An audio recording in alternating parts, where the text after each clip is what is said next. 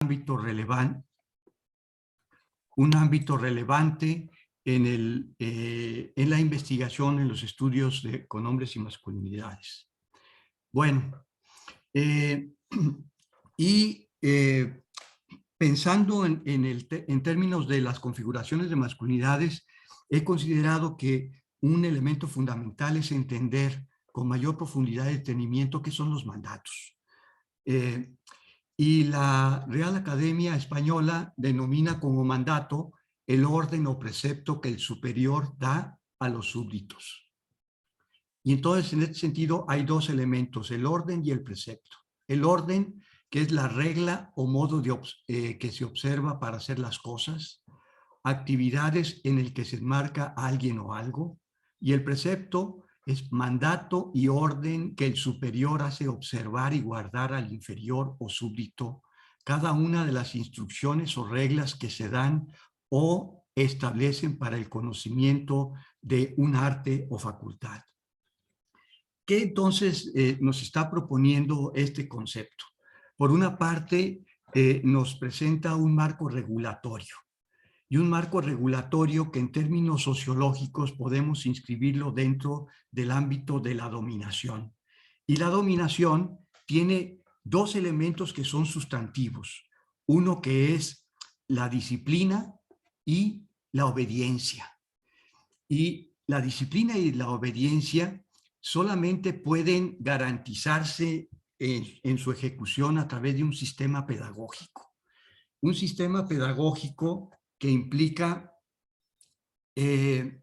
compenetración, inspiración, persuasión, convencimiento de su rectitud, sentimiento del deber, temor, costumbre y conveniencia. Es una amplia gama de elementos que están vinculados unos con otros y además empiezan a aparecer elementos de la emoción.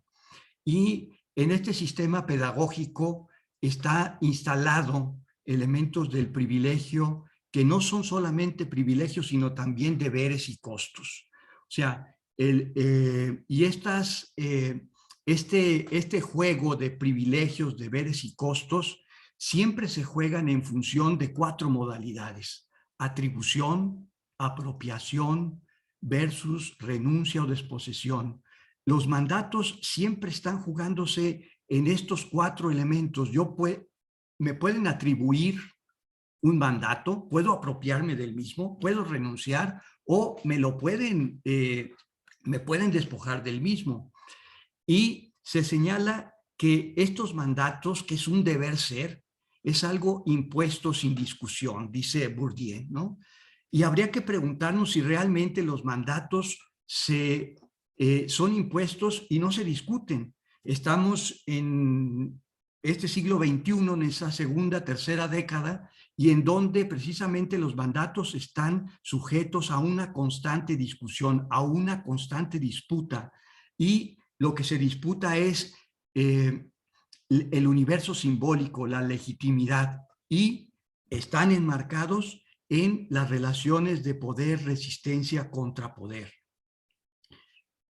Los mandatos constituyen un sistema, están articulados unos con otros y siempre son mandatos que están presentes en condiciones particulares, están situados. Los sujetos situados entonces dentro de sus ámbitos familiar, laboral, en sus redes familiares, las redes de pares, etcétera, son el lugar en donde los mandatos toman forma, pero no todos los mandatos, no hay mandatos que sean universales en todos los ámbitos, son mandatos que se transforman a lo largo del ciclo vital, a lo largo del ciclo familiar, a lo largo de los cambios y los tiempos seculares.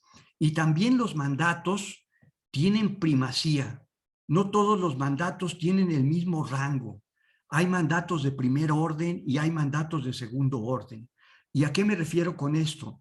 Que hay mandatos, por ejemplo, el trabajo le permite al sujeto entonces tener autonomía. En el ámbito familiar, el ser proveedor garantiza de alguna manera la autoridad, el ser guía familiar el garantizar la protección, etcétera, ¿no?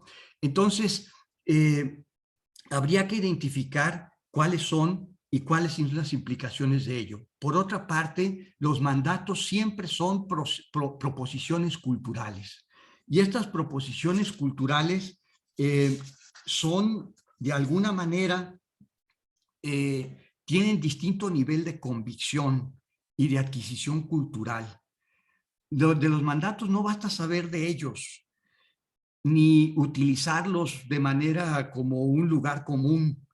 Se pueden internalizar, pero hace falta un elemento más, adquirirse emocionalmente a la proposición que se está planteando. O sea, solamente a través de las emociones y cuando estas emociones intervienen en la adquisición de estos mandatos, es que adquieren un nivel de convicción. Entonces, si lo vemos de esta manera, ¿qué implicaciones tienen las emociones al respecto? Las emociones, sentimientos, afectos, estados de ánimo, sensaciones, son todo aquello que se siente y que es factible de ser significado y por tanto nombrado. Las emociones se experimentan en función de relaciones que se establecen entre sujetos, situaciones vividas, relaciones con objetos o cosas, son vividas por anticipar eventos o situaciones pasadas, pero también por aquello que ocurre en el momento o a lo largo de un proceso. Es un fenómeno complejo que implica no solamente un asiento biológico, un proceso psíquico, sino un modelamiento social. Y en este sentido se va configurando una cultura emocional, y una cultura emocional en donde está en juego una serie de aspectos. Se tiene, por una parte, un vocabulario, un repertorio emocional, y este repertorio emocional no siempre está ligado a etiquetas de emociones. Las etiquetas de emociones, como puede ser la alegría, el miedo, la ira, el coraje, la confianza, etcétera, sino también formas de expresar emociones a través de metáforas, o también a través de pequeñas narraciones que la narración implica la emoción, porque no se sabe etiquetar y se narra el hecho, que implica una emoción. Y estas emociones son moduladas socialmente. Se modulan en términos del espacio en donde se expresan, la manera en cómo se exacerban o disminuyen, la manera en cómo están sujetas a normas. Yo puedo tener una performatividad emocional, un trabajo emocional. Se ha mencionado que los hombres restringen sus emociones y lo que están haciendo es contener precisamente la energía emocional que puede tener dos vías. Una vía que es de emociones placenteras y otra vía de emociones de displacer. En este sentido, ¿cómo articular las configuraciones de masculinidad con los mandatos y las emociones? Por una parte, tenemos estas configuraciones de masculinidad que tienen distinta trayectoria, no son unívocas, sino que estos mandatos con los que están configuradas las masculinidades pueden tener trayectorias conflictivas entre sujetos, porque tienen formas de asumir los mandatos de manera diferenciada, pero también en el propio sujeto. Y estos mandatos están vinculados con las emociones, de tal manera que puede articular emociones de orden de displacer o emociones placenteras, que detonan la práctica social. Las emociones son detonantes de la práctica social y no son meros añadidos, de tal manera que cuando las emociones entran en juego, entonces nos permite reafirmar cierto tipo de configuraciones de masculinidad o, en su defecto, cuestionarlas.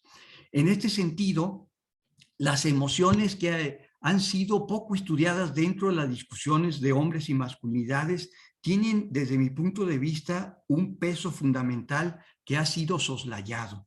Se necesita incorporar de manera sistemática el análisis de las emociones de manera transversal a los estudios de hombres y masculinidades. Y bueno, con esto yo dejaría la presentación para preguntas y poder discutir más adelante. Muchas gracias. Muchísimas gracias, Juan Carlos, por esas reflexiones tan necesarias. Vamos a dar paso a Amadeus Méndez Martínez y Luz María González Robledo de la Universidad Autónoma del Estado de Morelos, México, y su tema es la invisibilización de la depresión masculina. Muchas gracias. Comienzo presentando. De acuerdo.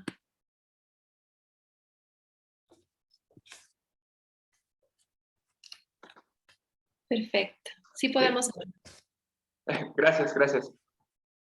Buenas tardes, mi nombre es Amadeus Méndez, soy psicólogo y maestro en Ciencias Sociales y actualmente doctorante en Ciencias Sociales por parte de la Universidad Autónoma del Estado de Morelos, en México. Este trabajo lo titulé La invisibilización de la depresión masculina, es parte del componente de mi propuesta de tesis y también es parte de mi investigación con respecto a temas relacionados a salud mental desde las ciencias sociales y la depresión y la salud masculina en general. Quisiera brevemente presentar algunos conceptos por donde comencé a hacer esta investigación, por donde fue caminando. Y lo primero es recordar que pues, el tema de la salud mental sigue siendo un tema de relevancia pues, importante porque se estima que aproximadamente 1.000 millones de personas pues, padecen una afectación mental, siendo particularmente la ansiedad y la depresión los trastornos más frecuentes. Y curiosamente, pues esta es un dato que se recogió en el 19 para publicarse en el 20, y recordemos que era antes de la era COVID, entonces es muy probable que estos 1.000 millones de personas pues hayan aumentado considerablemente. Lo segundo es que para el caso de la depresión, también se estima que aproximadamente el 3.8% de la población mundial lo padece, lo cual pues no es un número pequeño, son cerca de 280 millones de personas, igual un dato recogido en el 19 para publicarse en el 20, que muy probablemente haya aumentado considerablemente por la pandemia de COVID. La literatura y los datos desde hace bastante tiempo señalan que el padecimiento, la depresión en general, pues es algo que afecta principalmente a las mujeres que a los hombres. En cuanto al género, pues sí, tanto para el tema de la salud como para el tema de las afectaciones mentales, pues el género sí ha sido un factor clave para poder ver cómo ciertas cosas afectan en función de la socialización del género en específico. Para el caso de la salud mental, y esto es algo también muy curioso, desde hace bastante tiempo se recoge literatura de que la depresión y ciertos trastornos emocionales, por llamarlo de alguna manera, pues son más frecuentes en las mujeres, mientras que el consumo de sustancias es más habitual en los hombres. De la misma forma, es un dato recogido en el 19, publicado en el 20, que muy probablemente haya aumentado. Pero pese a esta estadística y pese a estos números, pues en realidad cada vez hay una evidencia más latente de que hay cierta infravaloración en las afectaciones en los hombres. Debido a muchas cosas, pero yo me quedo específicamente debido a los procesos socializadores del género. ¿Qué quiero decir con esto? Cuando nosotros nos damos a la tarea de diagnosticar depresión y buscamos ciertas características que nos pueden hacer pensar que existe una depresión, como la tristeza, la pérdida de interés, el displacer, que no haya un sentido de bienestar en sus espacios más cercanos, llámese familia, escuela, trabajo, pareja, etcétera, pues no necesariamente terminan empatando con muchas de las cosas que podríamos pensar o podríamos llamar o conceptualizar pues, algunos roles masculinos o mandatos masculinos hegemónicos, entre ellos pues la fuerza, la racionalidad, la violencia, pero principalmente en la no sociabilización de las emociones. O sea, cuando nosotros nos damos a la tarea de buscar la depresión, pues no es común encontrarla en los hombres porque justo hay mucha evidencia de cómo los hombres pues sí tienen una gran dificultad para manifestar las emociones, para canalizar emociones, para señalar emociones en su cuerpo, en relación con su cuerpo, etc. Y un caso muy interesante pues es Un caso muy interesante, pues, es el tema del suicidio, ¿no? Desde hace bastante tiempo sabemos que el suicidio en el mundo, pues, son los hombres quienes tienen una tasa muy elevada en comparación con las mujeres, pero eso nos deja mucho que pensar en el sentido de que desde hace también bastante tiempo son las mujeres quienes padecen más depresión y no los hombres. Y uno se pone a pensar, bueno, entonces, ¿qué sucede realmente? O sea, ¿qué otros factores posibilitan o no posibilitan que los hombres se suiciden más y en realidad en el mundo, estadísticas nacionales en México, internacionales, pues no nos hablan de la depresión en los hombres? Este trabajo pues tenía el objetivo de conocer y documentar la depresión masculina. Me di la tarea de revisar literatura sobre depresión masculina, analicé trabajos desde modelos que yo conceptualizo como modelos biologicistas, porque hay todavía una corriente muy fuerte dentro de la psicología, psiquiatría y salud mental que tiene por bien utilizar al sexo como un diferenciador epigenético y comenzar desde ahí a generar ciertos padecimientos que podríamos llamar natos, ¿no? O sea, todavía hay trabajos que hablan, por ejemplo, de cómo los hombres, debido a la carga de testosterona, pues son más violentos, ¿no? Yo traigo esos a colación, pero también traigo estos otros modelos que son socioculturales, que hablan más bien de el género como un espacio de prácticas y de pensamientos y de actitudes y relaciones con otros que posibilitan ciertas acciones. Y finalmente, con toda esta revisión de literatura que hice aproximadamente desde los años 2000, que es cuando comienza toda una serie de trabajos en relación a las masculinidades que nos hablaban de los hombres, que sí tenían muchas dificultades para conceptualizar las emociones, pero que tal vez las conceptualizaban de diferente forma y teníamos que empezar a preguntarnos qué estaba sucediendo con eso. La metodología, pues brevemente, pues una revisión bibliográfica, fueron trabajos sensibles al género y pues material pues de todos los tipos, ¿no? Científicos, tesis, capítulos de libro y literatura gris. Ahora, lo interesante acá es que este diagrama de aquí es un diagrama clásico a propósito de la depresión.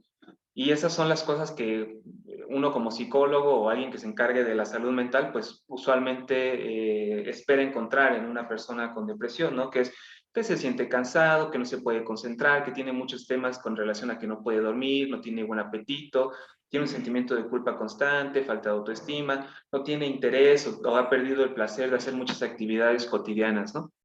Pero curiosamente, muchas de estas cosas empatan con ciertas cualidades que se esperan de los hombres, ¿no? Por ejemplo, una de ellas muy interesante es el tema de la relación con el trabajo, ¿no? O sea, muchos hombres tienen una relación del trabajo y se sienten miserables en su trabajo, pero se espera este sentido de la proveeduría económica, ¿no? Entonces es más fuerte este mandato de seguir siendo el hombre que provee que realmente padecer el sufrimiento por el trabajo, ¿no? Y la caracterización de una depresión masculina tal cual y de toda esta evidencia que yo fui recogiendo es que más que encontrar hombres que puedan expresar de buenas a primeras qué es lo que está sucediendo, y ya justamente hoy en la mañana estuve también en otra mesa a propósito de conceptualización de nombres adolescentes indígenas, y uno de los compañeros hablaba de que, pues es que los hombres no se expresan tal cual, así que me está doliendo algo, me siento triste, ¿no? Sino más bien hablan desde los silencios. Y sí, justo, o sea, yo tengo bastantes trabajos que hablan de cómo los hombres, pues sí tienen mucha dificultad para poder conceptualizar, pero es que es el silencio el que habla por ellos, ¿no? O sea, es el silencio el que habla de los malestares, de la angustia emocional, de lo que no está sucediendo bien, pero además es un silencio que casi en toda la evidencia que traigo a colación, pues son silencios que se comparten a las parejas, a las madres, a las tías, a las figuras femeninas que usualmente son las que se encargan de la salud, pero para el caso de la salud mental, muy en paralelo a la salud, pues son ellas las que se encargan de decir, mi esposo se siente mal por esto, o no anda bien por esto, está decaído por esto, ¿no? Lo siguiente que encuentro y que también va muy de la mano de los mandatos masculinos más fuertes que encontramos en el tema de las masculinidades, pues son sentimientos de ira, agresión y violencia. Casi todos los hombres que estaban en procesos de tratar su depresión o que ya estuvieron en grupos de depresión, pues hablaban de que si no se podía manifestar, era en palabras o en sensaciones o en emociones, y el silencio no ayudaba, pues siempre recurrían al tema de la violencia. Y como recordaremos, si hemos estudiado o quienes estén estudiando temas referentes a la masculinidad, pues la violencia es un pilar muy fuerte en la constitución de ciertas directrices de lo masculino. Y ya finalmente, pues estos hombres que hablaban de una depresión diferente, pues también hablaban de ciertas conductas de evitación y ciertos comportamientos autodestructivos, por ejemplo, que tomaban mucho alcohol, que abusaban de sustancias, que padecían de ludopatía, que es la afición por el juego de azar, apuestas, adicciones al trabajo, adicciones al sexo, que curiosamente nos invitan a reflexionar que muchas de estas cosas son cosas que de cierta manera se esperan socialmente de los varones, ¿no? Socialmente se espera de un varón que sea bueno en la cama, socialmente se espera de un varón que siga siendo el proveedor económico de una familia, socialmente se sigue esperando del varón pues que no pare y que siga trabajando, ¿no? Y en menor medida, pero casi pegado, ¿no? Había muchas historias de personas cercanas a suicidas que hablaban justo de que les parecía algo así como que no se veía ver porque eran personas que funcionaban, hombres que funcionalmente pues eran, que estaban en el día a día, vaya, ¿no? O sea, que no dejaban de trabajar, que no dejaban de llegar al hogar, que no dejaban de cumplir roles de ser el papá, etcétera, ¿no? Y finalmente todo esto iba de cierta manera encubriendo un sentido de depresión masculina. Por mi parte, pues eso sería todo. Muchas gracias. Aquí dejo mi contacto y ya finalmente concluimos este breve trabajo porque es parte de una propuesta de tesis, ¿no? De doctorado que sigue siendo quien tenga interés para temas de salud mental, pues sigue siendo una beta muy importante de trabajo porque al final, si recordamos esta parte de que los hombres se manifiestan a través del silencio, pues en realidad estamos viendo o no estamos viendo el sufrimiento y el malestar de muchos varones y más bien estamos viendo hombres que trabajan, hombres que son funcionales, hombres que por ejemplo, no cuidan de su cuerpo, ¿no? Pero es como, pero es que está chambeando, ¿no? Eso sería pues todo de mi parte. Muchas gracias. Muchísimas gracias, Amadeus, por ese trabajo que realmente, como tú dices, es muy importante para seguir profundizando también lo que Juan Carlos también estaba proponiendo. Continuamos con Camille Casicia da Silva Cardoso de la Universidad Federal de Pernambuco, Brasil, con el tema de masculinidades y salud, una breve revisión bibliográfica.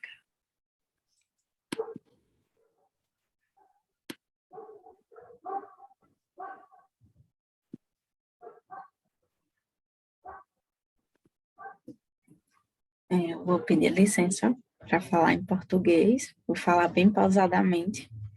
Também trouxe o texto em espanhol para dar uma situada. A ideia do nosso estudo é pensar um pouco sobre essas relações entre as masculinidades e a questão do cuidado em saúde. E aí, quando a gente pensa na masculinidade a partir da matriz feminista, a gente aborda o gênero pensando nessa questão da historicidade, né, o que acaba abrindo espaço para a gente questionar o que está instituído, né, acaba abrindo espaço para a gente questionar essa masculinidade hegemônica que já está posta, que já está colocada. Então, a gente parte dessa visão para a análise desses textos que foram encontrados, né, e ainda que seja evidente, né, a forma como os homens vivenciam e constituem suas masculinidades, ainda que a gente perceba que essas formas de constituição de masculinidade, que essas vivências de masculinidades, elas acabem também interferindo na forma de adoecimento e de morte, essa construção e vivência ela acaba sendo diversa e também variável, né? Assim como as formas que o homem tem de lidar com a saúde e a doença. Então, quando a gente entende essa construção social da masculinidade, a gente entende que também que essa construção também perpassa esse cuidado que o homem vai ter, né, em relação à sua saúde e também o adoecimento. E aí, pensando nisso, Nosso objetivo foi refletir sobre as relações entre as masculinidades e o cuidado em saúde da população masculina. E aí a gente fez uma revisão bibliográfica sobre as masculinidades e saúde nas bases de dados, Cielo e PEPSIC. Usamos como marcadores masculinidades, cuidado em saúde e saúde mental. Já encontramos uma primeira evidência, porque o número de trabalhos era muito pequeno. Perdón, quase... no sé si quieres pasar la presentación, que no, solo seguimos viendo la primera, digamos, la primera imagen. No sé si quieres pasar a la segunda o... Eu passei, eu acho que não está atualizando. No lo vemos. Será que... Está conseguindo ver agora? No. Não. Eu estou no slide metodologia. Eu posso tentar projetar novamente. De nuevo, si quieres nos comentas igual y te seguimos con los que nos vas contando. Certo. Aí, no caso da metodologia, né, a gente usou esses marcadores e já vimos que tinha uma quantidade bem pequena de trabalho, por mais que a gente não tivesse feito nenhuma restrição de tempo, e a partir disso a gente generalizou a busca, pensando só no termo masculinidade, na tentativa de ampliar. E aí a gente encontrou alguns trabalhos que estavam mais próximos da nossa pesquisa. E esses trabalhos, eles mostraram que, no que se refere à saúde, na maioria das vezes, os homens negam que estejam acometidos por alguma dor ou sofrimento, ou que se encontrem em uma situação vulnerável, para reafirmar essa força masculina e delimitar a diferença com o feminino. Então, a gente vê o quanto essa masculinidade hegemônica ainda está presente nessa relação de saúde e doença, né, a partir do momento em que o homem quer dizer que não sofre, que o homem não quer demonstrar nenhum tipo de fragilidade ou de vulnerabilidade, e aí acaba negando sofrimento, como também não quer demonstrar uma fragilidade na questão física, não quer dizer que está sentindo nenhuma dor, como se fosse da masculinidade, da força masculina aguentar, suportar, lidar com tudo, porque de toda forma a masculinidade também envolve o negativo do feminino. Então, para se afastar desse feminino, a forma que o homem encontra em lidar com a dor ou sofrimento é a negativa. Os resultados mostraram ainda que o próprio sistema de cuidado em saúde acaba construindo um comportamento de saúde que é pautado nesse modelo dominante de atribuições de gênero e acaba organizando os serviços mais pensando no cuidado em saúde materno-infantil, né? E os homens acabam caindo um pouco na invisibilidade. Então, a gente percebeu que não é uma questão só do homem em si, enquanto usuário de um serviço de saúde, mas a própria organização institucional acaba favorecendo para que os homens se afastem desse cuidado, a partir do momento em que se organizam para fazer essa acolhida às mulheres, às crianças, os bebês, né? Aqui no Brasil tem muito esse cuidado materno-infantil nas unidades básicas de saúde, que são os serviços de atenção primária à saúde, e os homens acabam se perdendo um pouquinho nesse contexto. É importante, né, a gente colocar que de todos os trabalhos encontrados no campo dessa atenção básica, ou ainda de atenção especializada, a saúde mental acaba não tendo estudos que tenham esse viés. E aí a gente se pergunta, né, por que esse silêncio? Eu acho que tem muito a ver com a apresentação anterior. Né, por que não se pensa na saúde mental dos homens? Por que não existem tantos trabalhos que façam esse enfoque na saúde mental?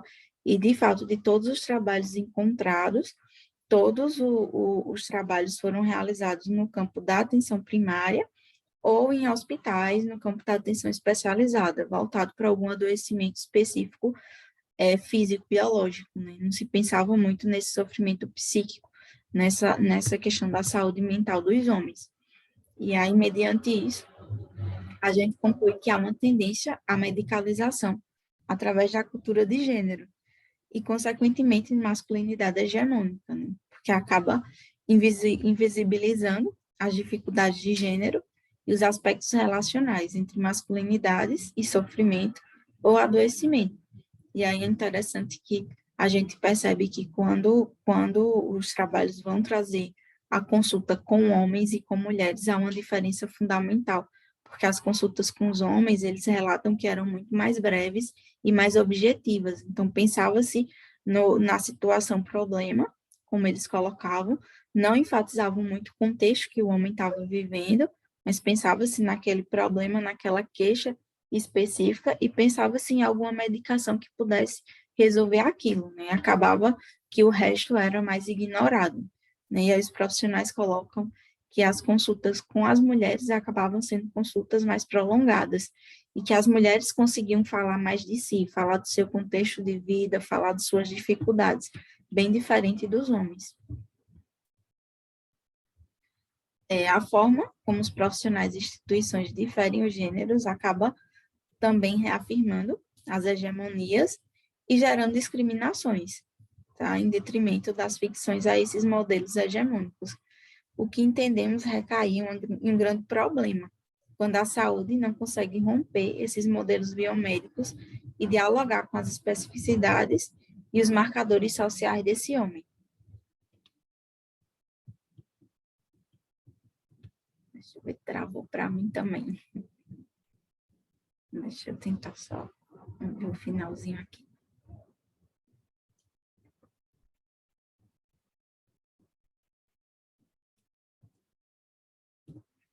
E aí, abordar a saúde dos homens numa perspectiva de gênero exige levar em conta as diversas possibilidades de performatividades masculinas para além das hegemônicas. Então, a gente percebe a importância de a gente estar pensando nessa construção social, enquanto essa construção social perpassa esse cuidado em relação à saúde, enquanto essa construção social perpassa a forma que os homens se relacionam também com sofrimento psíquico, com adoecimento psíquico, e que essas tendências hegemônicas ainda se fazem muito presentes, fazendo com que os homens se afastem cada vez mais desse cuidado.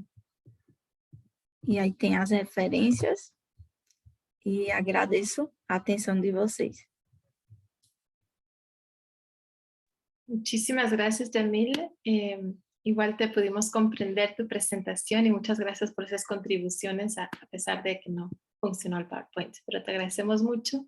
Y continuamos con Matías Estefano Barbero de la Universidad de Buenos Aires, que nos va a hablar sobre por qué la vulnerabilidad importa, la relación entre masculinidad, emociones y vulnerabilidad en el ejercicio de violencia contra las mujeres en la pareja. Hola, buenas tardes a todos. Un placer estar aquí con ustedes. ¿Ven bien la presentación? Sí, lo vemos muy bien. Gracias, Sofía. Bueno, la propuesta que traía para compartir con ustedes tiene que ver con precisamente la importancia de la vulnerabilidad para analizar e intervenir en el ejercicio de violencia contra las mujeres en la pareja. Forma parte esta ponencia de un trabajo doctoral en antropología sobre las historias de vida de varones que ejercen violencia contra las mujeres en la pareja, a partir de mi experiencia como coordinador de grupos para varones que ejercen violencia aquí en Buenos Aires, Argentina, en la asociación Pablo Besón, y es parte del libro y de la publicación de la tesis Masculinidades Imposibles. En realidad no es parte, sino que es una reelaboración a partir de algunos hallazgos que encontré en la tesis. Para empezar, me gustaría compartir una idea básica de por qué analizar la cuestión de la violencia entre el poder y la vulnerabilidad, y por qué introducir la noción de vulnerabilidad. Hemos pasado en este momento histórico de considerar la violencia como algo masculina en particular, como algo natural, incluso como algo invisible, algo legítimo, algo problematizado, algo analizado también por parte de las ciencias sociales, y dentro de algunos de los consensos que se ha llegado en este momento, consideramos muchas veces la violencia como el medio por el cual se sostiene el patriarcado. Sin embargo, parto de la consideración de que el patriarcado no se trata tanto de un sistema de dominación en los términos de dominación coercitiva, que es sostenido por la violencia, sino que se trata más bien de un sistema hegemónico, en el concepto de Gramsci, que se caracteriza por la compleja interconexión, sí, entre coerción, entre fuerza, violencia, pero, y quizás sobre todo, que es la característica de los sistemas hegemónicos, del consenso, de la participación, del consentimiento incluso de las clases subalternas para sostener la legitimidad de la jerarquía de género, ¿no? Entonces, en este sentido, podemos empezar a cuestionarnos cuál es la relación entre poder y violencia, ¿no? Y siguiendo a Hannah Arendt, podemos pensar que el poder y la violencia son opuestos, como dice ella, ¿no? Dice, donde uno domina absolutamente, falta el otro. La violencia aparece donde el poder está en peligro, pero si se confía a su propio impulso, acaba por hacer desaparecer al poder. La violencia puede destruirlo, en este sentido, pero no puede crear poder. Entonces vemos ahí ya, por lo menos podemos distinguir conceptualmente, aunque sea inicialmente, poder y violencia. Y otra distinción interesante que surgió a partir del trabajo de campo, escuchando a las historias de los varones que ejercen violencia, tiene que ver con la cuestión de la distinción entre conflicto y violencia. Esto lo traigo a partir del trabajo del sociólogo francés Michel Vieux-Biorka. En esta idea del sentido común que hemos ido construyendo, también vemos la violencia como la máxima expresión de un conflicto. Sobre todo en un momento, como dice Byung-Chul Han, en el que la sociedad se construye a partir de la positividad, pensamos el conflicto como algo negativo, ¿no? Un poco marxista también esa mirada. Sin embargo, la propuesta es pensar el conflicto en su dimensión positiva, en su dimensión constructiva. Donde hay un vínculo, vamos a hablar de vínculos de pareja en este caso, hay inexorablemente poder y resistencia, diría Foucault, y por tanto podemos pensar que donde hay un vínculo hay conflicto. Siguiendo la idea de Vieux-Biorka, podemos decir que donde hay un conflicto no hay enemigos destinados a vencerse, a aniquilarse, que sería más la lógica de la violencia, sino adversarios condenados a entenderse. Donde el conflicto puede surgir, construirse, sostenerse, cabe la posibilidad de reequilibrar los desequilibrios, de negociar, de convencerse mutuamente, y de llegar a acuerdos donde se renueven las relaciones de poder. Y es precisamente cuando el conflicto no consigue construirse y sostenerse, que la violencia se presenta como la quiebra del equilibrio en las relaciones de poder. Es decir, que donde no hay conflicto, donde no surge el conflicto, donde no puede construirse el conflicto, es que se da el caldo de cultivo para la emergencia de la violencia. Entonces vamos a ver dos vías del no conflicto a la violencia.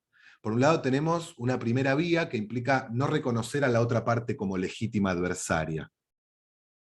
Porque para construir un conflicto hay que poner en juego el poder como condición de posibilidad para reequilibrar el vínculo, ¿no? Esto implica reconocer a la otra parte como una legítima adversaria con la que negociar. Pero la violencia emerge cuando el poder no habilita la posibilidad de la construcción de un conflicto. Por ejemplo, Marcos, uno de los varones que venía a los grupos, decía, con la mujer no se discute, la mujer acata. Santiago decía, a mí las mujeres no me ponen condiciones, o Carlos decía, ella tenía que estar a mis pies.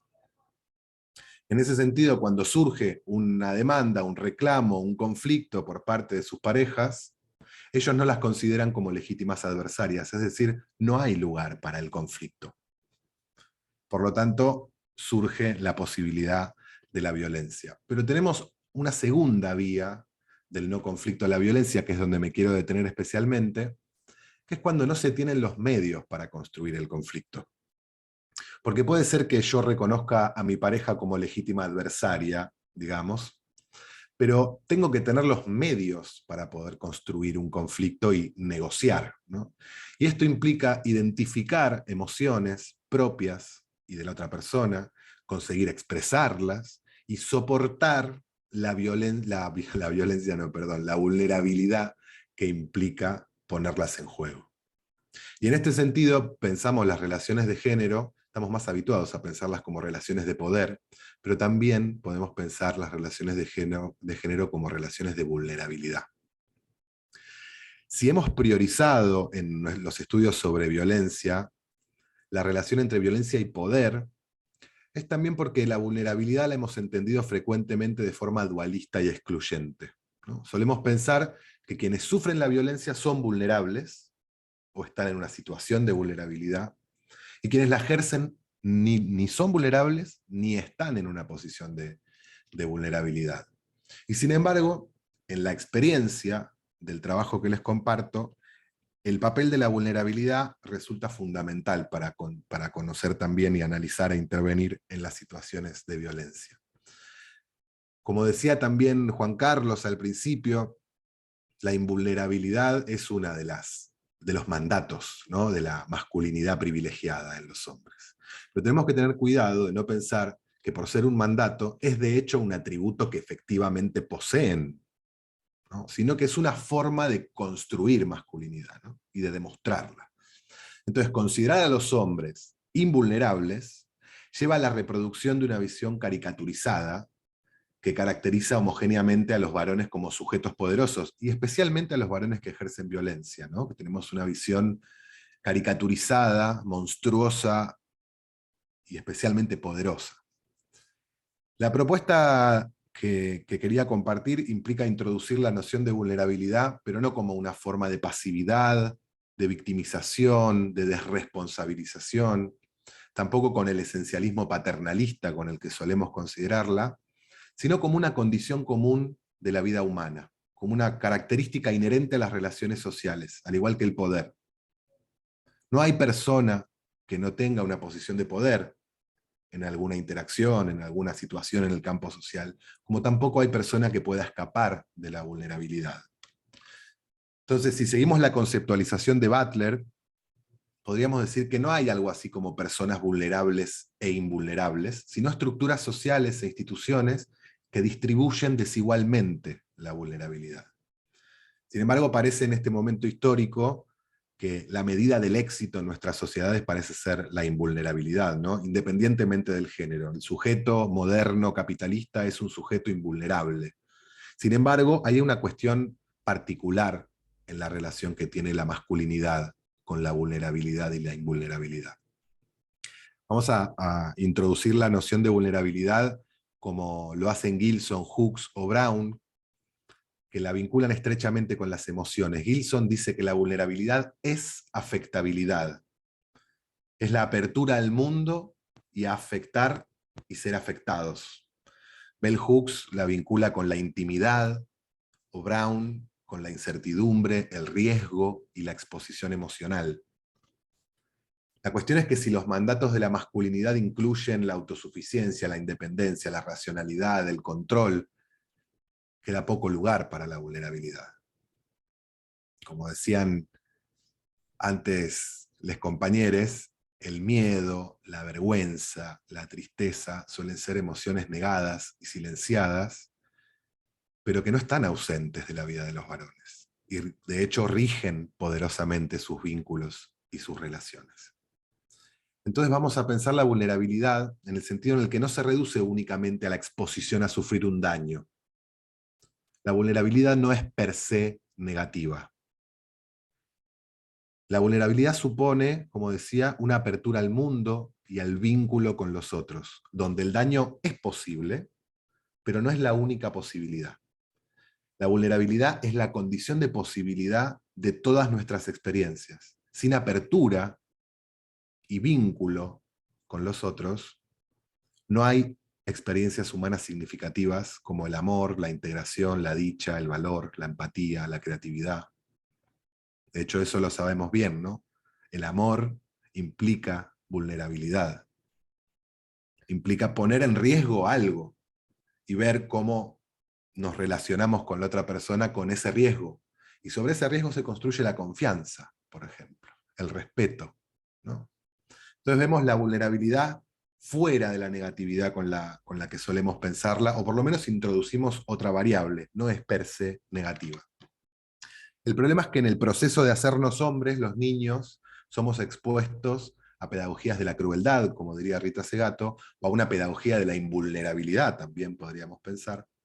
Y aprendemos que, y sobre todo aprendemos con dolor, estar abierto al mundo, a las emociones, que ser vulnerable, es casi un sinónimo de vergüenza, de humillación y de violencia. Porque cada apertura, cada forma de vulnerabilidad, generalmente, que los niños muestran, son humillados, son avergonzados, incluso son violentados, ¿no? Entonces las consecuencias de esto en la infancia luego tienen una expresión clara en las historias de los varones que ejercen violencia contra las mujeres en la pareja. Alberto decía, si discutíamos, yo me iba, me rajaba a tomar con los amigos, me olvidaba. Lionel decía, yo no tengo las condiciones para entablar un diálogo, no quiero escuchar sus miedos, sus dudas, sus reclamos. O el caso de Lucas, que directamente decía, cuando veo que hay un conflicto me voy, directamente me escapo y lo estiro. Me cuesta mucho hablar, dice Lucas. ¿Cuántas situaciones se me fueron al carajo por no poder hablar? Acá aparece esta dimensión del no conflicto a la violencia, una incapacidad para construir el conflicto. Por más que consideren a sus parejas como legítimas adversarias, en la discusión y en el conflicto y en la negociación, no tienen las herramientas o no recibieron la pedagogía necesaria o no quieren poner en juego algunos aspectos de la vulnerabilidad. Y en el sentido, vinculándolo con lo que decía Juan Carlos, hay una dimensión de las emociones que es clave, y es que la dimensión emocional es relacional. Cuando nos relacionamos con las emociones de los otros, en este caso de nuestras parejas, nos relacionamos en alguna medida con nuestras propias emociones. Muchas veces los varones que vienen a los grupos sienten que sus parejas los exponen a una serie de emociones cuando quieren hablar. Y los exponen a una serie de emociones que ellos no identifican fácilmente ni en ellos ni en ellas, o que las identifican pero prefieren ignorarlas, en cualquier caso, porque les generan una incertidumbre, una sensación de falta de control, y las emociones al final son parte de un reino que ellos no saben habitar. Esteban decía, cuando ellas nos piden hablar es como un miedo a lo desconocido, porque no sabemos lo que sentimos. Al no tener entrenado el tema emocional, hay un miedo atrás del podemos hablar como propuesta, ¿no? Que es una propuesta, el podemos hablar, de construcción de un conflicto, ¿no? Entonces, hablar no es solamente una condición de posibilidad para construir los conflictos en las relaciones de pareja, sino también, cuando involucra especialmente la dimensión emocional, supone abrirse a afectar y ser afectado, supone ser permeable, supone ser penetrado, ¿no? Pensando ya en las teorías sobre los feminismos o sobre los estudios LGBT que hablan de la impenetrabilidad también del varón cis heterosexual, ¿no? Es decir, supone habitar una posición de vulnerabilidad que algunos hombres interpretan como una puesta en riesgo de su posición de poder. Carlos decía en uno de los grupos, claro, es que si uno dice lo que le pasa, se muestra vulnerable. Entonces, en estas interpretaciones, la información es poder, ¿no? La información emocional es poder, como decía Santiago parafraseando a Francis Bacon. Entonces, escuchar en silencio las emociones de nuestras parejas supone que solo ellas se muestran vulnerables. Y los deja a los varones en una posición de ventajosa para el control de la interacción y para el ejercicio de poder. Vemos entonces que poder y vulnerabilidad no son ni siquiera antónimos, están íntimamente relacionados. Y nos hablan ambos de la posibilidad que tienen los conceptos para analizar la cuestión de la violencia también. Es muy frecuente, con esto ya voy terminando, que cuando los varones llegan a los grupos se encuentren en el punto de silencio, como dice Dobash y su equipo, ¿no? Y que consideren de manera únicamente negativa la vulnerabilidad que sienten frente a otros y especialmente frente a sus parejas. Sin embargo, la experiencia de participar del grupo, ellos hace que comiencen muchas veces a percibir las posibilidades que ofrece romper ese silencio, aunque sea a modo de ensayo dentro del grupo, ¿no? Con otros varones que están ahí con el equipo de coordinación. Y eso también es una suerte de ensayo de expresar emociones y ver que habitar la vulnerabilidad no siempre supone exponerse a la humillación, la vergüenza y la violencia, sino que puede ser la condición de posibilidad para construir un vínculo, para construir también un conflicto y por tanto evitar la violencia. Alberto dijo una cosa que fue muy impactante para nosotros en el grupo. Él decía, yo no podía saber que hablar hacía bien, porque aprendí a hablar y a decir mis problemas en el grupo. Antes, cuando algo me molestaba, tomaba alcohol y decía todo lo que me molestaba, así. Solamente hablaba cuando ya estaba enojado. Yo no me sentaba a hablar tranquilamente. Eso no aprendí a hacer. Entonces, un poco lo que está de fondo de lo que quería compartir es que poder, conflicto, vulnerabilidad, violencia, no son cosas excepcionales o anomalías, sino que son partes integrales de las relaciones sociales y de las relaciones de género, y que están presentes a lo largo de toda nuestra vida. La propuesta que subyace a lo que quería compartir con ustedes hoy es que dejemos de pensar estereotipadamente o con categorías exhaustivas, excluyentes, como si hubiera alguien que tiene un poder omnímodo y alguien que es vulnerable absoluta y completamente. Poder y vulnerabilidad son dinámicos y forman parte de las relaciones de género, y en cualquier caso debemos restituir la dimensión de pregunta cuando utilizamos conceptos como estos, para que podamos considerar nuevas, diferentes estrategias y políticas para limitar el lugar que ocupa la violencia en nuestra vida, y también para restituir el valor de la vulnerabilidad en la construcción de nuestros vínculos y nuestras relaciones sociales y personales. Con esto termino. Muchísimas gracias por la atención. Muchísimas gracias, Matías, por esa exposición que creo que nos ha llegado de manera muy profunda para repensar la vulnerabilidad. Y bueno, quisiera abrir ahorita el espacio para preguntas, comentarios, no solo de las personas que nos escuchan, sino también de los panelistas, les panelistas si desean también preguntar algo entre nosotros.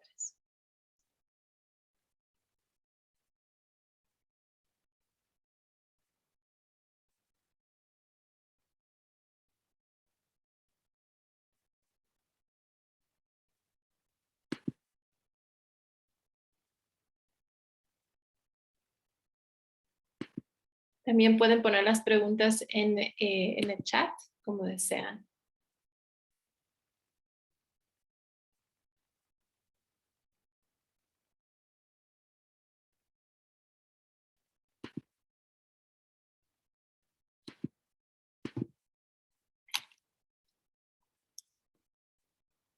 Juan Carlos. Sí, pues muy provocadoras todas las presentaciones. Eh, me llama la atención este planteamiento tan interesante de vulnerabilidad y poder, ¿no? El asunto del conflicto. Y en particular, porque el estudio que has hecho es en el marco de una población muy particular, que tiene características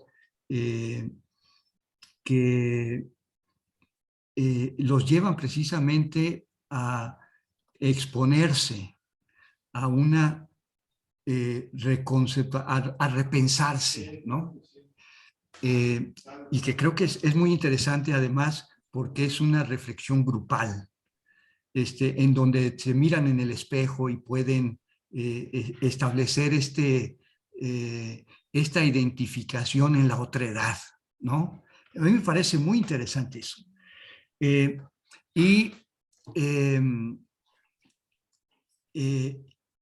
La pregunta que me surge es, bueno, son hombres que están en una situación de conflicto, ¿ah? Y que no saben cómo resolverlo, ¿no? O sea, acuden al grupo para ver cómo tratan esa situación.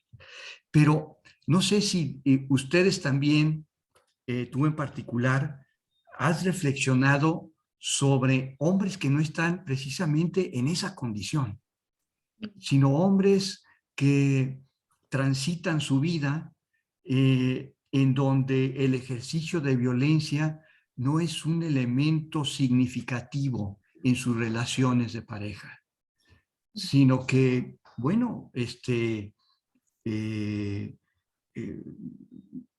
o sea, tienen una relación, digamos que no llega a esos niveles, e incluso puede ser una relación en la que se construye autonomía, independencia, eh,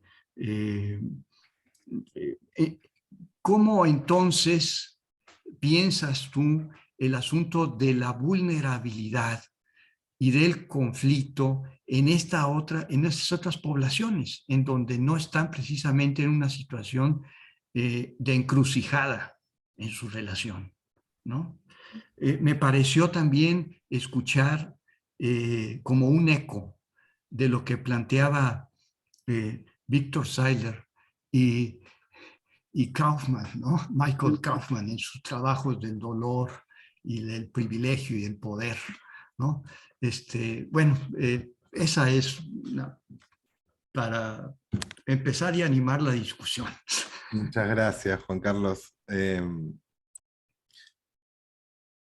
La verdad es que yo creo que podemos todos hacer un ejercicio de ver cuánto de esta apertura a afectar y ser afectados, o de esta apertura al vínculo con otros, otras y otros hay entre los varones, y cómo la idea de masculinidad privilegiada o hegemónica se vincula con eso. Hay muchos trabajos sobre la amistad masculina, por ejemplo. Y el trabajo, digamos, comparativo que muestra cómo la intimidad a la que llegan los varones en sus vínculos de amistad generalmente no es tan profunda como sucede en el caso de otras identidades de género, por ejemplo, ¿no? Como la masculinidad, la amistad en este caso, ¿no? Se desarrolla siempre a través de algo otro, donde las emociones son vehiculizadas externamente. Por ejemplo, nos juntamos en un bar a tomar alcohol, nos juntamos en un contexto siempre de trabajo, o nos juntamos en un contexto deportivo, siempre como nos juntamos muy en grupo y para hacer algo otro, no es para hablar íntimamente generalmente, ¿no? Entonces, y eso, nada, lo podemos llevar cada uno al terreno de la reflexión personal y ver cómo uno se vincula, ¿no? Pero yo creo que hay algo ahí generalmente que le rehuimos a la posibilidad de la intimidad y de la vulnerabilidad. Y creo que eso es algo que excede a los varones que ejercen violencia. Y en ese sentido hay algo paradójico y un esfuerzo por el cual yo milito en esa incomodidad, que los varones que no ejercemos violencia contra nuestra pareja no somos tan diferentes de los que sí. Y por otro lado, pensaba esto que decías, bueno, ¿y qué pasa con los que no ejercen violencia y también están en esta situación? Bueno, creo que eso se conecta con los otros dos ponencias, ¿no? Consumos problemáticos, depresión, porque al final la apertura que supone la vulnerabilidad es una forma de tramitar los conflictos. Y si no encontramos forma de tramitar los conflictos, vas a disparar ese conflicto por otro lado, ¿no? Puede aparecer en el ejercicio de violencia contra la pareja, pero también puede aparecer en otras formas de violencia, como dice Kaufman en esta idea de la tríada, ¿no? De violencia contra otros hombres o violencia contra uno mismo. Pero generalmente lo que no se tramita y se construye en forma de conflicto termina siendo dicho de otra forma, vinculada generalmente a la violencia. De todas formas, creo que pensar la vulnerabilidad en estos términos sería muy interesante poder llevarlo como a otros campos, no solamente al ejercicio de violencia, sino quizá a la cotidianeidad de los vínculos entre varones también. Muchas gracias, Matías. Hay algunas, voy a leer un comentario, bueno, una pregunta en el chat y también dar la palabra a dos personas que han pedido contribuir. La primera es consultar a Juan Carlos sobre el modo de leer y ubicar en los textos las emociones. Si pudiera compartir metodológicamente el modo en que se ubican las emociones. Y para Matías, si el tema del poder, vulnerabilidad podría pensarse en términos institucionales, por ejemplo, el lugar que ocupan algunas políticas públicas como un modo de violentar la vida de las personas. Por ejemplo, en su país, Argentina, en lugar de los programas sociales de atención a la pobreza que se implican en la vida de los varones como un elemento, no los hace ser ya proveedores exclusivos. Y de una vez voy a dar la palabra a José Díaz y luego a Camila.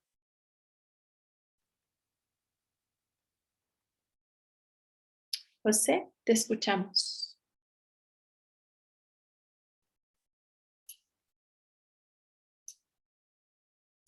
Bueno, continuamos con Camila. Quizás, José, si nos puedes poner en el chat su pregunta.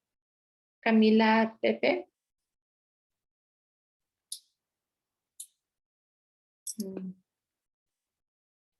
Pues no está Hola, funcionando. gracias. Es que no estaba permitido el audio, creo, pero bueno, mil gracias. Una pregunta, un saludo, gran investigación, gran ponencia.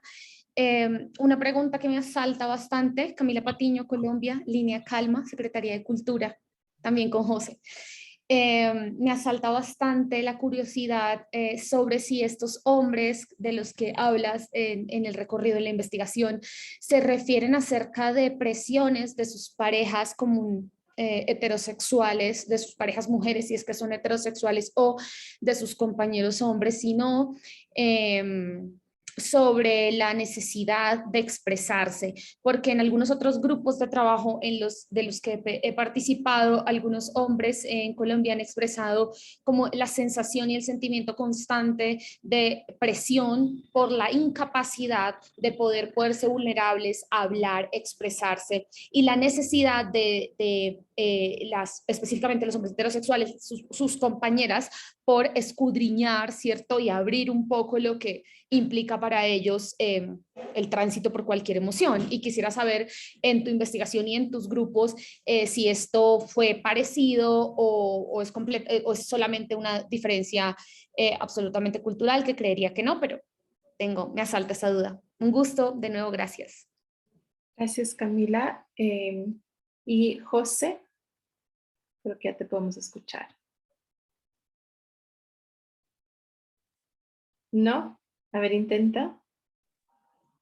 Ahí, hola, también un saludo, José Díaz también desde la línea Calma, la línea de escucha para hombres aquí en Bogotá, siguiendo el coloquio con varias personas de nuestro equipo. De hecho, yo tenía una pregunta más relacionada con aspectos metodológicos. Me resuena mucho, digamos que esta apuesta por reconocer la vulnerabilidad en nosotros los hombres. De hecho, también, como lo planteaba Juan, siento unos ecos ahí frente a la relación que puede haber, el reconocer la vulnerabilidad, el abrazar la vulnerabilidad desde el marco del cuidado. Por ahí como que resuenan cosas del cuidado esencial en Leonardo Boff y la necesidad también de ser cuidados, de ser cuidadores y de transitar un poco más allá de esta figura de la proveeduría. Sin embargo, por experiencia personal, digamos que podemos analizar la apuesta desde las emociones, desde los análisis de género, desde las categorías de género. Ahorita, digamos, aparece esta categoría también de poder.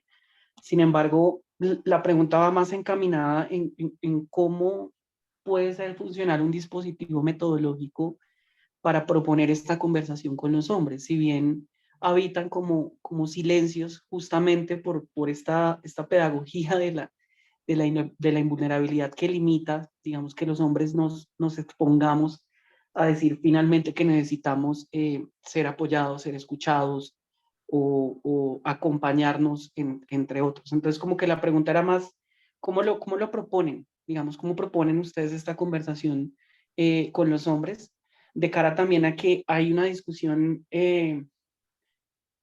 considerablemente importante que tiene que ver con las apuestas metodológicas, pedagógicas y de intervención con hombres. Entonces, quisiera como profundizar un poquito más, o por lo menos que nos orientaras un poquito para aproximarnos al énfasis metodológico. Es como eso. Muchas gracias, José. Entonces, quizá le dé la palabra primero a Juan Carlos y luego a Matías. Sí, muy bien. Me parece muy importante la pregunta que se ha hecho, porque precisamente el reconocimiento de las emociones implica acercarse con una disposición distinta. Creo yo que es muy importante, bueno, al menos en el trabajo etnográfico, hacer un tránsito entre lo que es, digamos, lo políticamente correcto, lo esperado, a entrar, como se señalaba, a un espacio de intimidad. Entonces, lograr ese espacio de intimidad le permite a uno entonces ir identificando narrativas en las que las emociones están insertas. Muchas veces, como mencionaba, la emoción no es una etiqueta, no te dice estoy triste, estoy enojado, estoy avergonzado, no, más bien te hacen una descripción del hecho. Y voy a leerles dos fragmentos de hombres que precisamente en el hecho narrativo uno puede identificar un contenido emocional. ¿Ah? Este es el caso de un hombre que está en condiciones de desempleo, tiene 41 años, y que muestra una inconformidad por no recibir su salario. ¿Ah? Forma parte de un trabajo que está publicado en este libro que se llama Mandatos de la masculinidad y emociones, hombres desempleados. Bueno, dice en el caso de Oscar, nombre ficticio, mi suegro, en vez de pagarme a mí, se lo daba a mi señora.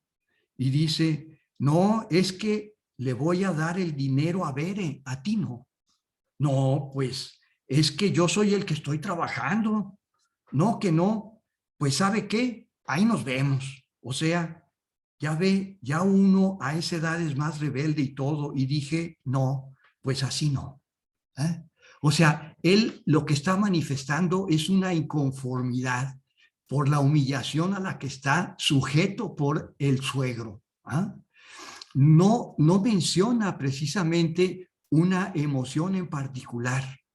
Sin embargo, la narrativa y la expresión facial, la postura en el momento de narrarlo y la manera de narrarlo implica una emoción.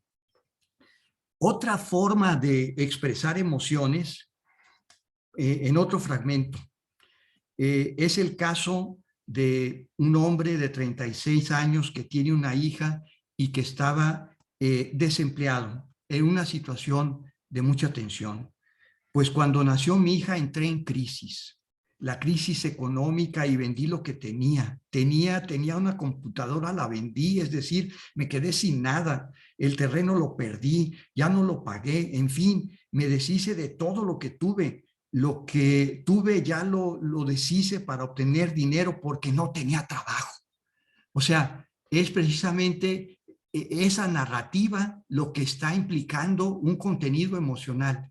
Y una cosa importante es precisamente cómo es que se logra identificar en estas a lo largo de una entrevista que uno puede estar revisando y observar el contenido emocional. Entonces, se necesita, por una parte, muchas veces las entrevistas son por encargo, y eso habría que tener mucho cuidado, porque quien hace la entrevista es precisamente quien tiene el contacto directo y la apreciación de la posición del sujeto que está participando y construyendo una narrativa de manera dialógica.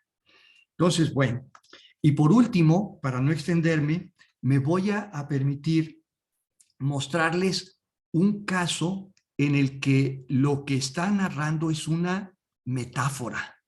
¿Ah? Este es el caso de Cristóbal, que vive una situación de conflicto con los empleos que ha tenido. Dice, me siento como un perrito, guárdalo allí en tu cochera, te va a estar molestando porque él quiere salirse. Así yo me sentía de los trabajos. Yo cada vez que salía de un trabajo que me corrían o que yo hacía que me corrieran o que también mis habilidades y mis aptitudes no eran tan bien para desarrollar ese trabajo, y truena los dedos, que te vaya bien, que te vaya bien. ¿Sí? O sea, ¿qué significa sentirse como un perrito en la cochera? O sea, ese sentido, ¿cómo lo podemos recuperar? Porque está transmitiendo una forma de emoción. Y en este sentido, en sus expectativas no le llenan, no son llenadas por ese trabajo. ¿Ah? Entonces, habría que estar abiertos a formas narrativas en las que no hay etiquetas de emociones. Y entonces poder explorar con mayor profundidad cada una de estas, lo cual es complicado en los procesos de entrevista, porque la entrevista va corriendo y es difícil a veces ir profundizando sobre estas narrativas. Pero bueno, esa es una manera en la que se puede identificar este elemento que comentaban, que metodológicamente, cómo identificar narrativas como contenidos emocionales. Muchísimas gracias, Juan Carlos, por tu generosidad en compartirnos justamente lo que nos acabas de leer. Le doy la palabra a Matías, y Matías quería añadir una pregunta. Yo he leído en algunas digamos, líneas de psicología crítica, como que lo opuesto a la vulnerabilidad es la vergüenza, ¿no? Y ahí pensaba en el scratch, ¿no? ¿Cómo ves tu proceso de scratch feminista frente a lo que nos propones? Muchas gracias. Voy a tratar de ser breve. Bueno, primero, nada, coincido con Juan Carlos. Juan Carlos, me encantaría leer ese libro, luego me pondré en contacto contigo.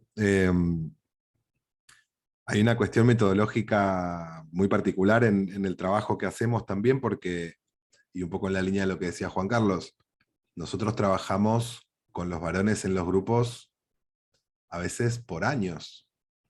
Entonces, cuando yo empecé el trabajo de campo, empecé como observador de los grupos, y luego empecé a coordinar los grupos.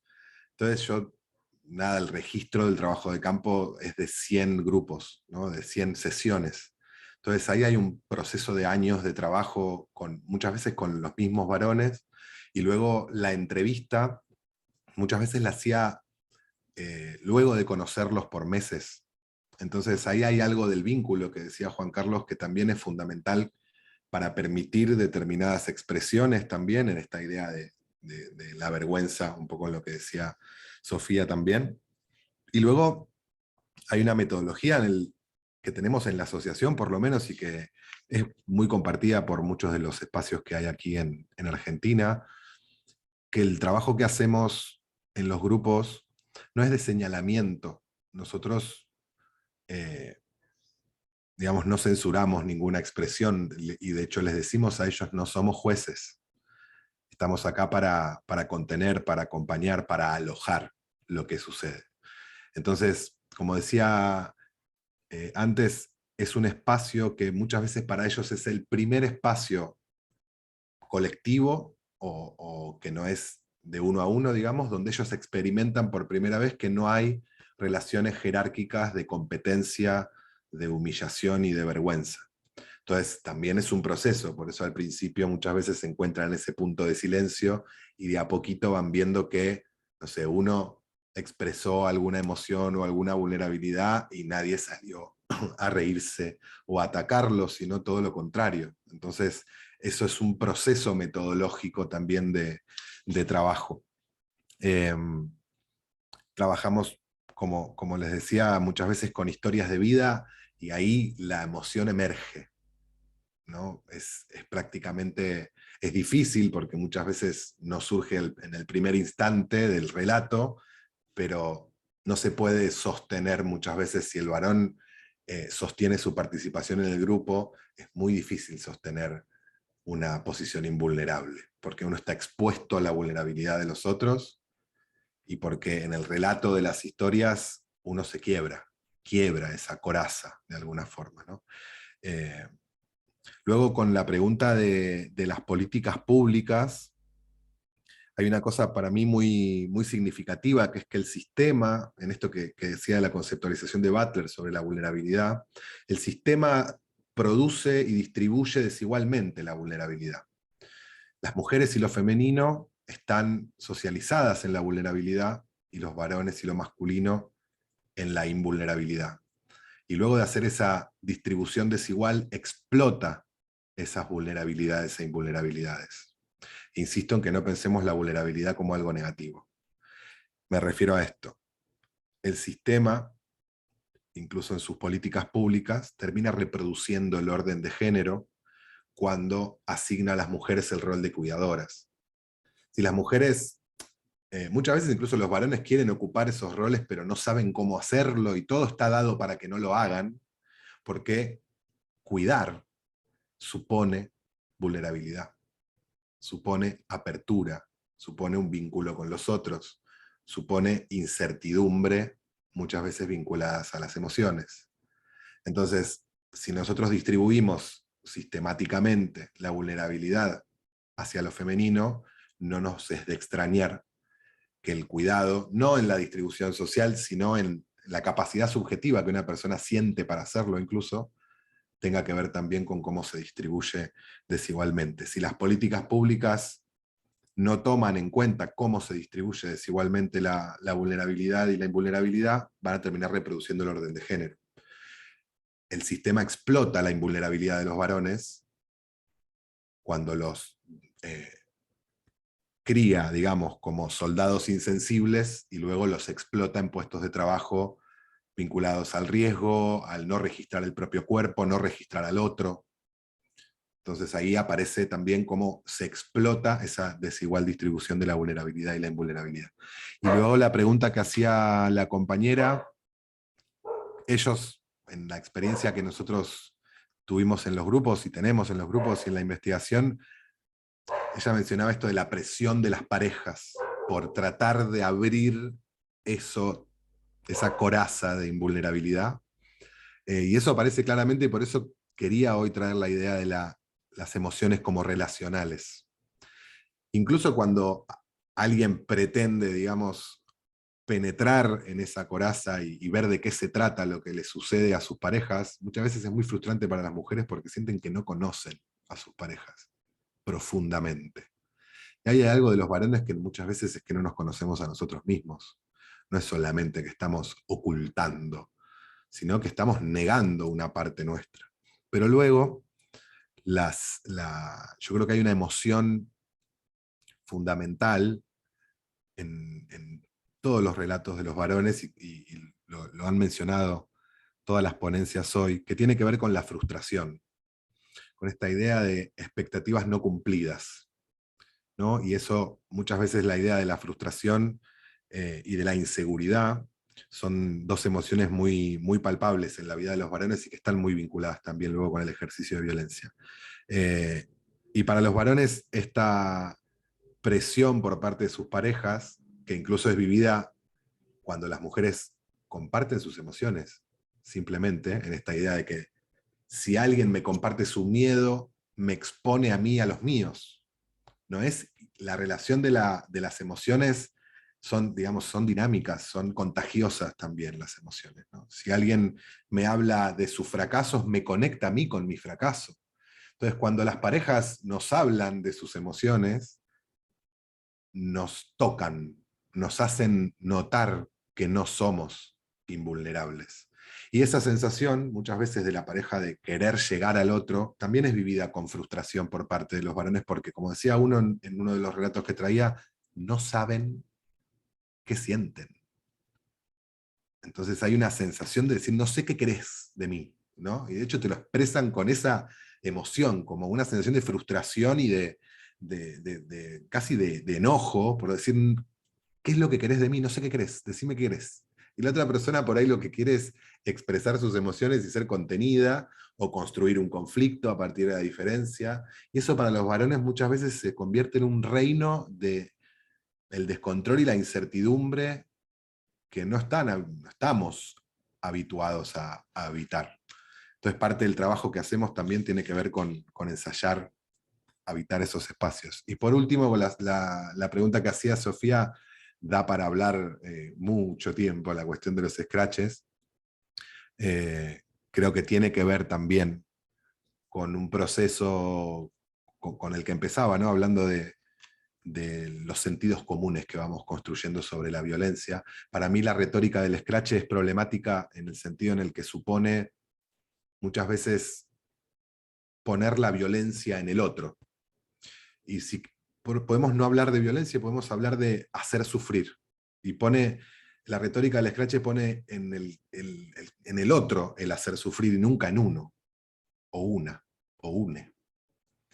Y esa retórica no distingue muchas veces entre sufrir, dolor, frustración, daño, violencia, abuso, ¿no?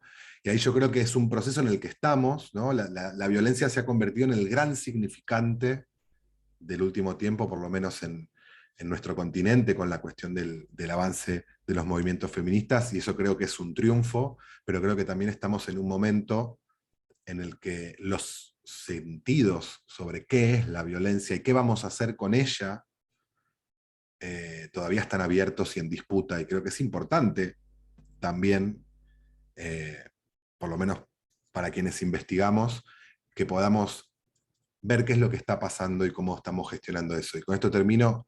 Tengo una compañera que trabaja en educación en una escuela secundaria, y justo el fin de semana pasado me comentaba afligida que hay situaciones en cursos donde están chiques de 12 años despertando a la sexualidad y que están atravesados por scratches en un momento en el que la sexualidad, digamos, se despierta, se descubre. Claro que hay daño, y claro que hay frustración, y hay hacer sufrir y sufrires que circulan, y sin embargo lo que están haciendo con esos dolores, en vez de tramitarlos colectivamente, incluso dentro de los grupos de amistades o del aula, están teniendo una retórica y una estrategia muy punitiva de resolución de esos conflictos. Entonces me parece que trabajar sobre qué hacemos con los conflictos, qué hacemos con el dolor, también qué hacemos con la violencia, y distinguirlos en este momento es clave también, pero eso implica habilitar muchas veces preguntas incómodas, pero parece que es momento. Muchísimas gracias, Matías. Estoy totalmente de acuerdo contigo. Tengo una última pregunta que me gustaría hacer quizás a Yamil y Amadeus. Y bueno, también hay un comentario de muchísimas felicidades a Juan Carlos. Y la pregunta que me gustaría pasarle a Yacil y Amadeus es, dice, ante estas formas distintas de expresar sus emociones, incluso desde el silencio, ¿cuál puede ser la forma más adecuada de acompañar? ¿Qué esperarían que se les pueda ofrecer en estos momentos, especialmente desde las parejas mujeres?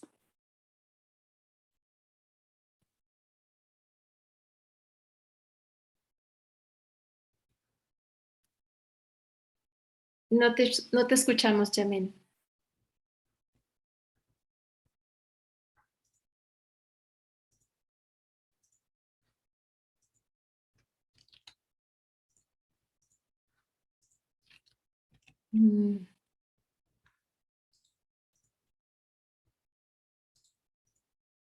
A ver, intenta ahora.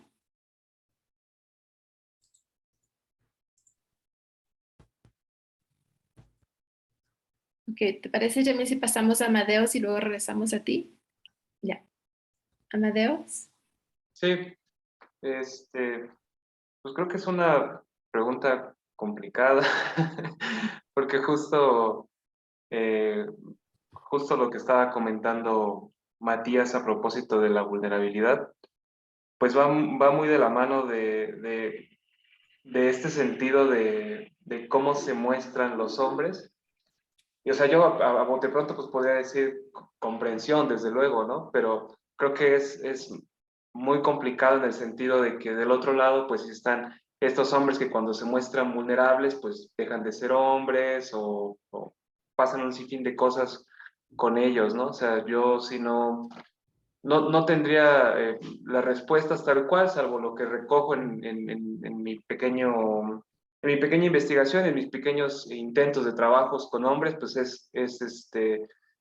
ha funcionado mucho para mí y he visto que ha funcionado mucho el acompañamiento con otros hombres que sí no tienen este sentido tan fuerte en relación con sus emociones o en el sentido de la vulnerabilidad, sino más bien que pues lo expresan, lo dicen, lo manifiestan, lo viven y eso va poco a poco como limando asperezas en otros hombres que no pueden y después ya realmente sí hay como un cambio en la relación que tienen con sus parejas, porque decirle ahorita o de pronto a las mujeres qué pueden hacer o cómo pueden acompañar, pues está complicado, ¿no? Cuando los hombres realmente, pues el trabajo tiene que emanar de ellos junto con otros hombres, ¿no? O sea, creo que es una tarea muy complicada. Muchas gracias, Amadeus. Yamil, intentemos otra vez, a ver si funciona tu audio. No.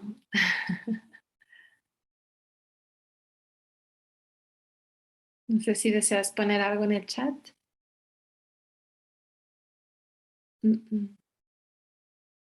No sé qué pasaría.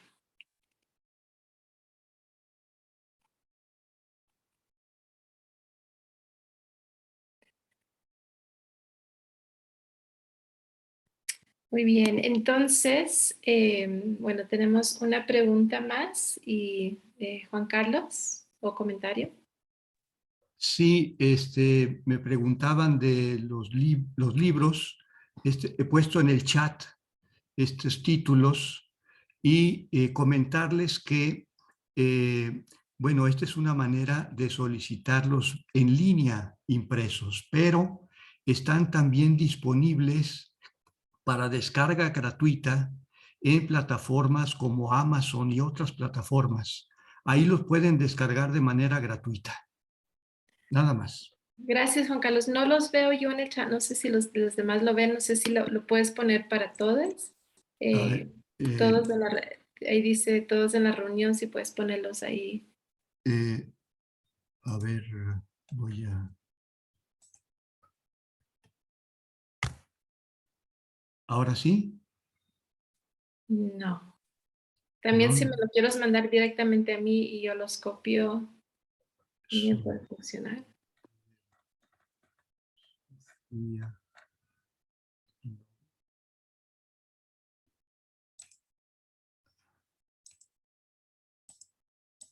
Ah. A ver. Y también para los ponentes hay solicitud también de sus correos electrónicos. Creo que algunos de ustedes lo tenían en su presentación, pero si lo pueden poner también en el chat sería genial. Creo que ahora sí. No. No. Ahí yo compartí mi correo, ¿llegó? Sí, ¿En el el chat? correo sí llegó. A ver si ahí, no sé. No sé si Juan Carlos lo quieres mandar a mí o a ¿Cómo te Martín. lo mando a ti? Es que no sé cómo hacer eso. Ya. También lo puedes mandar a Leo García y nosotros lo podemos hacer accesible en la A página Leo web. García. Muy bien. A ver.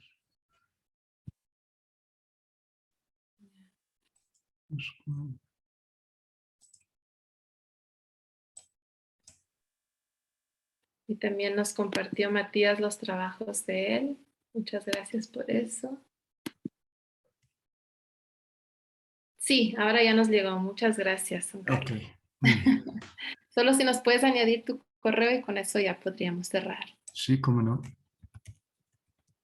Bueno, hasta mientras les agradezco muchísimo a nuestros ponentes el día de hoy y también a las preguntas y los comentarios que se han hecho. Yo he disfrutado muchísimo y creo que hemos generado una conversación muy enriquecedora. Así que muchísimas gracias y una muy buena tarde a todos.